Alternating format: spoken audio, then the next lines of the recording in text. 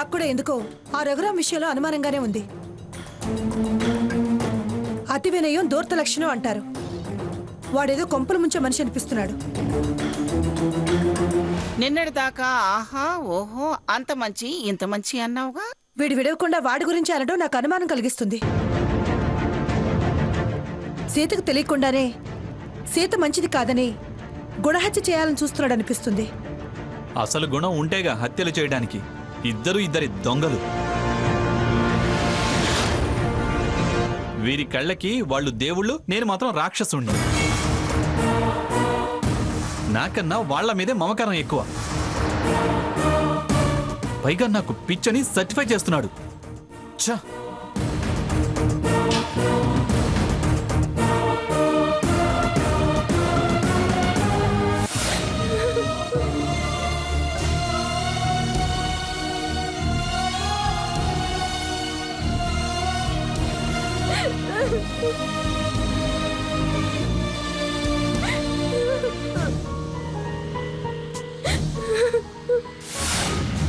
Hi వచ్చింది.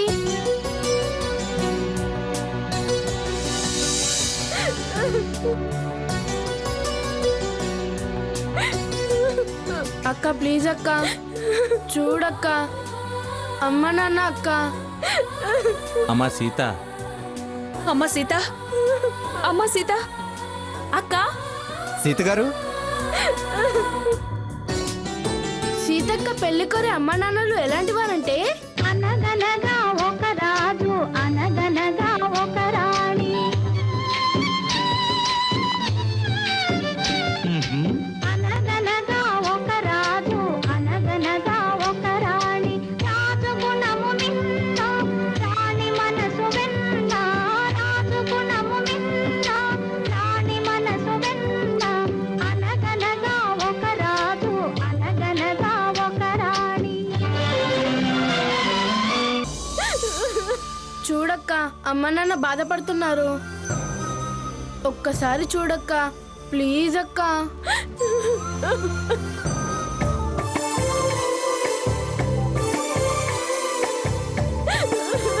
చూడు తమాషా భలే తమాషా. వేడుకైన తమాషా వేళ్ళ తమాషా 5 వేళ్ళ తమాషా.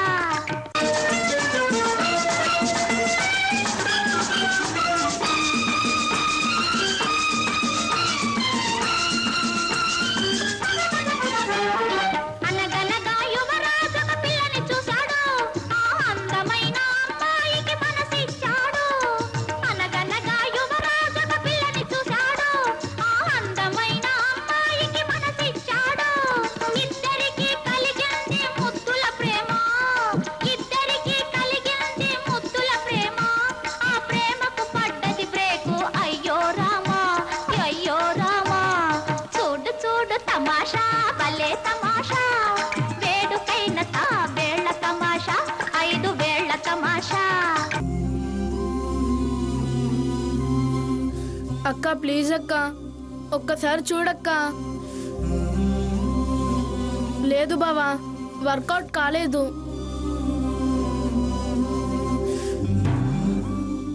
Junior junior junior. ఇటు అటు కాని హృదయంతోటి ఎందుకురా ఈ తొందర నీకు.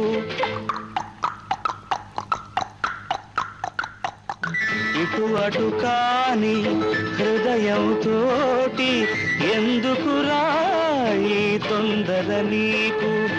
అటు ఇటు తానొక ఆట బొమ్మని తెలిసే ఎందుకు వలచేవు. అటు ఇటు తానొక ఆట బొమ్మని తెలిసే ఎందుకు వలచేవు. ఒడ్డున పెరిగే గడ్డి పోచవు. ఒడ్డున పెరిగే గడ్డి పోచవు. ఒద్దిక నదితో కోరేవు.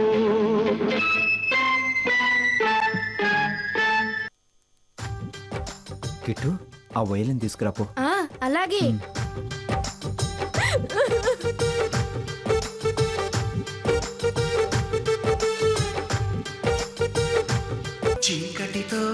వెలుగే చెప్పెను నేనున్నానని, ఓటమితో గెలుపే చెప్పెను నేనున్నానని, నేనున్నానని నీకేం కాదని, నిన్నటి రాతని మార్చేస్తానని.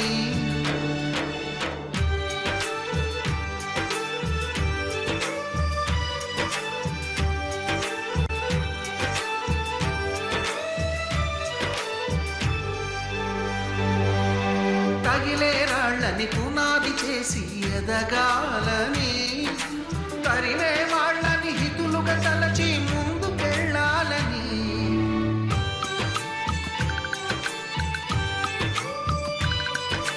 కన్నుల నీటిని కలల సాగుకై వాడుకోవాలని, కాచే నిప్పుని ప్రమిదగా మలచి కాంతి పంచాలని, గుండెతో ధైర్యం చెప్పెను, చూపుతో మార్గం చెప్పెను, అడుగుతో గమ్యం చెప్పెను నేనున్నానని, నేనున్నానని నీకేం కాదని, నిన్నటి రాతని మార్చేస్తానని.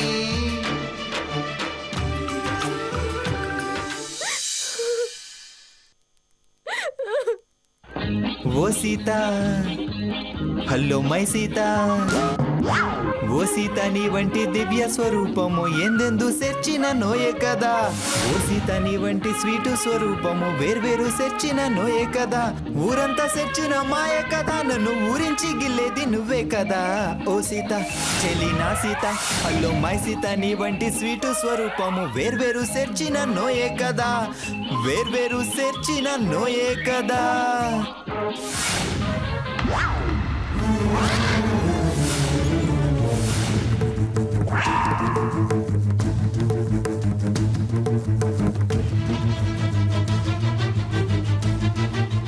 చూడు రఘురాం, మనస్థితి తెలుసుకుని ప్రవర్తించడం నేర్చుకో.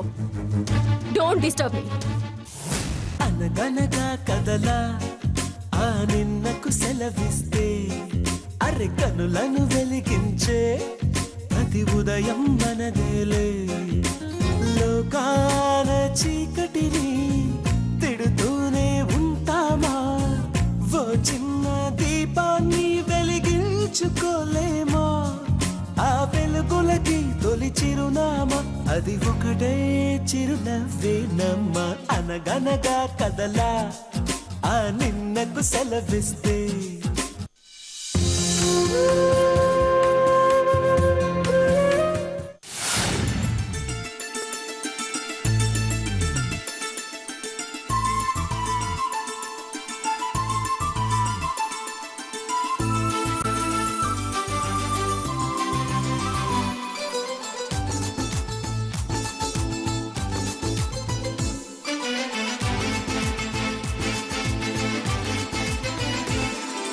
సంతోషం సగం బలం హాయిగా నవ్వమ్మ, ఆ సంగీతం నీ తోడై సాగవే గువ్వమ్మ, నవ్వే నీ కళ్ళలో లేదా జాబిలి, నవ్వే ముంగిళ్ళలో రోజు దీపావళి.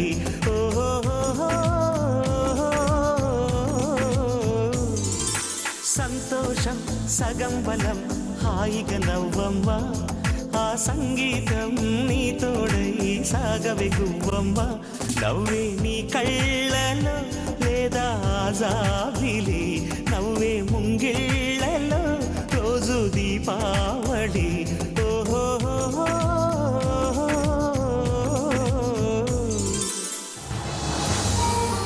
అసలు మీరు ఎందుకు కన్నీళ్ళు పెట్టుకుంటున్నారు? నాకు ఇప్పటికీ అర్థం కాలేదు. అతను చేసిన పని అన్న మాటలు విన్నా కూడా అదే ప్రశ్న. నిలకడ లేని మనిషి, నిజం తెలియనివాడు నిందలేస్తే కలత చెందాలా? రాముడంటే బాధపడాలి కానీ రావణుడంటే బాధపడకూడదు. మనిషి చెలించినప్పుడే కళ్ళు చెమ్మగిల్లుతాయి. అవి మన స్పందనలకు సాక్ష్యాలు. సంతోషాలకి దుఃఖాలకి కన్నీళ్ళు వస్తాయి. వాటికంటూ ఒక విలువ ఉంది. వాటి విలువ తగ్గిస్తే బతుకు అర్థం మారుతుంది. భరించడం నా వల్ల కావడం లేదు. అది అబద్ధమని మీ మనసుకు తెలుసు. మీ గురించి మీ మనసు గురించి నాకు తెలుసు.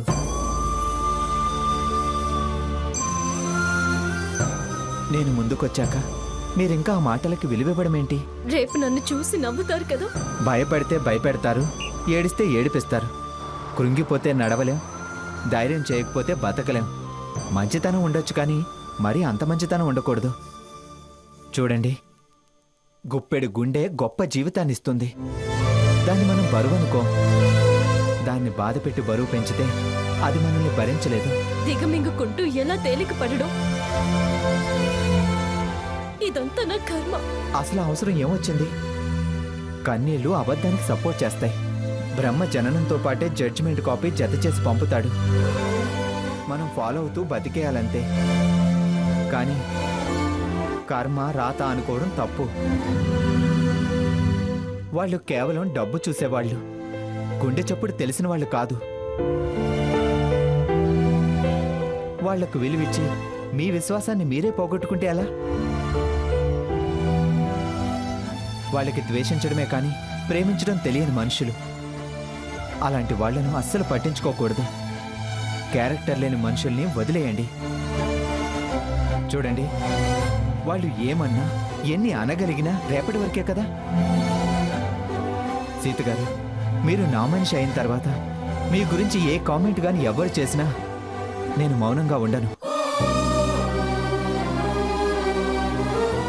వాళ్ళు నోరెత్తకుండా చేస్తాను. ఏదో ఒకప్పుడు నా అభిప్రాయం చెప్పాను కానీ సమాధానం అడగలేదు. మీ మీద గౌరవం అలానే ఉంది. మీ స్థానం మీదే. పరిచయమైన కొత్తలో నాన్ స్టాప్గా మాట్లాడేవాణ్ణి. కానీ ఆ తర్వాత నన్ను నేను ఎందుకు కంట్రోల్ చేసుకున్నానో మీరే ఆలోచించాలి. నన్ను అడ్డం పెట్టుకుని వాళ్ళు గెలవాలని చూస్తున్నారు. కానీ నేనుండగా వాళ్ళు గెలవలేరు. నేను మీకు తోడుగా ఉంటాను. ధైర్యంగా ఉండండి. నేను మీ నుంచి ఏం ఆశించటం లేదు. మీ కండిషన్స్కి లోబడే ఉంటాను. అభిమానించే మనిషిగా ధైర్యం చెప్పే స్నేహితుడి పాత్ర మాత్రమే పోషిస్తాను. నన్ను నమ్మండి. మీ కన్నీళ్లు తుడిచే ధైర్యం చేయలేను. ఈ కచ్చిప్ తీసుకోండి.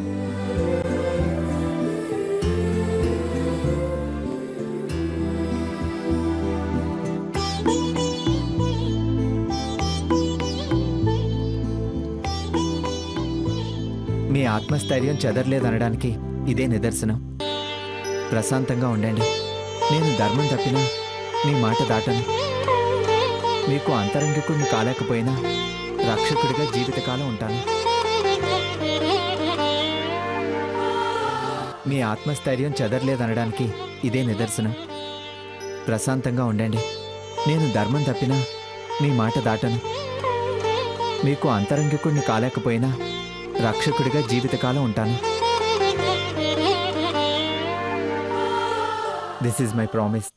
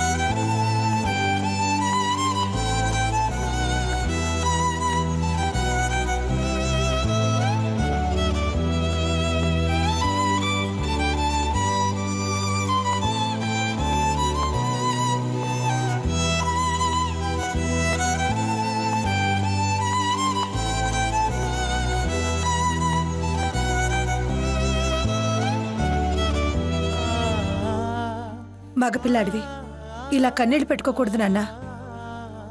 నీ బాధ నేను అర్థం చేస్తున్నాను సాకేత్. కన్న తల్లిగా పెళ్లిలో జరిగిన అవమానం దగ్గర నుంచి నీలో వచ్చిన మార్పును చూస్తూ నాలో నేనెంత బాధపడుతున్నానో నాకు తెలుసు. నీకోసమే నాన్న, నీ మీదున్న ప్రేమతోనే నన్ను ఎవరు కాదన్నా, ఎవరు పట్టించుకోకపోయినా మౌనంగా నిన్ను చూస్తూ అలా బ్రతికేస్తున్నాను. నువ్వే నా ప్రాణం సాకేత్. నువ్వు తప్ప నాకు ఇంకెవరున్నారు చెప్పు? నీకు పిచ్చి అన్నవాళ్ళు పిచ్చోళ్ళు. వాళ్ళ మాటలు నువ్వు పట్టించుకోవద్దు. తల్లిగా కొడుకు కన్నీళ్లు తుడవాల్సి రావడం నా కర్మ. నీ బాధ చూడలేకపోతున్నానురా. అయినా మనల్ని కాదనుకున్న వాళ్ళు ఎటుపోతే మనకెందుకు? వాళ్ళెవరి కోసమో నన్ను బాధ పెట్టుకో.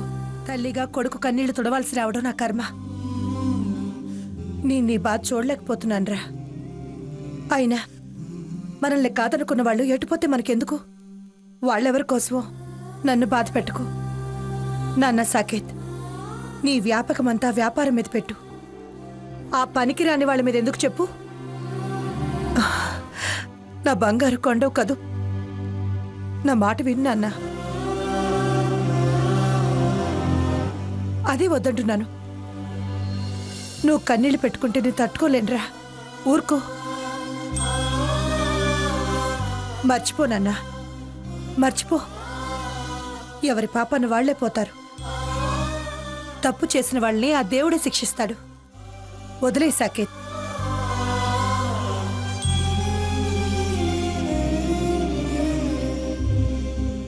ముందన్నం తిను. నాకు వద్దమ్మా. వద్దని నన్ను బాధ పెడతావా? నువ్వు పస్తుంటే నేను భరించలేనురా. నేను తినిపిస్తాను. ఒక్క ముద్దు తిన్నాన్నా. తిన్నాన్నా?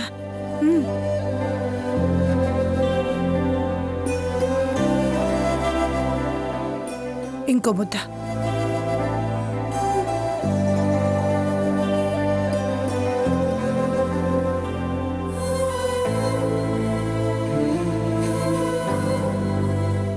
గోరు ముద్దలు తినిపించలేదన్న బాధ ఇన్నాళ్ళకు తీరింది.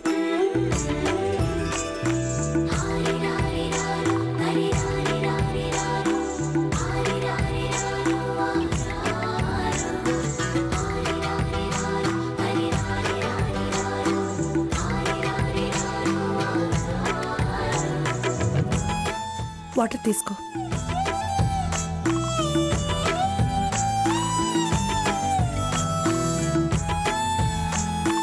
మర్చిపో సాకేత్. జరిగినవన్నీ మర్చిపోయి హాయిగా ప్రశాంతంగా నిద్రపో.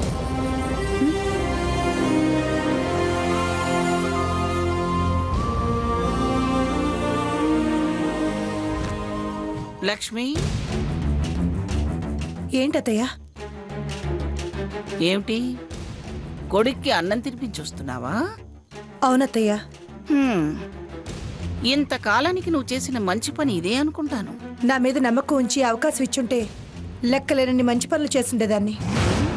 నా కొడుక్కి నేను చేసిన పనులు లెక్కేసుకోను. అలా లెక్కేసుకుంటే తల్లి తల్లి అనిపించుకోదు. చాలే ఆపు. ఒకటంటే ఒకటి వినిపించుకుంటావు, ఇంకొకటి అంటావు. తల్లి అంట తల్లి. ఇంతకాలానికి తల్లి ఉన్న సంగతి తెలుసుకున్నావా? నా కొడుక్కి తెలిసేలా చేశాను. మంచిది, వెళ్ళు.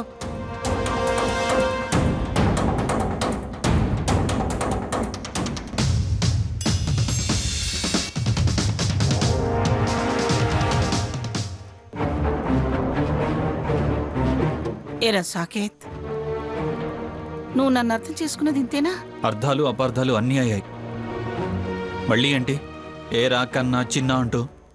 ఎందుకురా అలా మాట్లాడతావు? నేనేమన్నాను? అన్న వాళ్ళని ఏమనకుండా వదిలేస్తే నన్ను అన్నట్టే కదా అర్థం. వాళ్ళన్నదాన్ని నేనేం సమర్థించలేదుగా. ఎందుకురా ఏంట్రా పని అంటే వాళ్ళని సమర్థించి నన్ను తప్పు పట్టినట్టేగా. అది నిన్ను నన్ను ఇంతలా క్షోభ పెడుతుందా?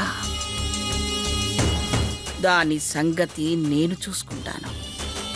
జీవితకాలం ఏడ్పు తప్ప దాని జీవితంలో మరొకటి లేకుండా చేస్తాను. నువ్వు జరిగింది మర్చిపోయి ప్రశాంతంగా నిద్రపో.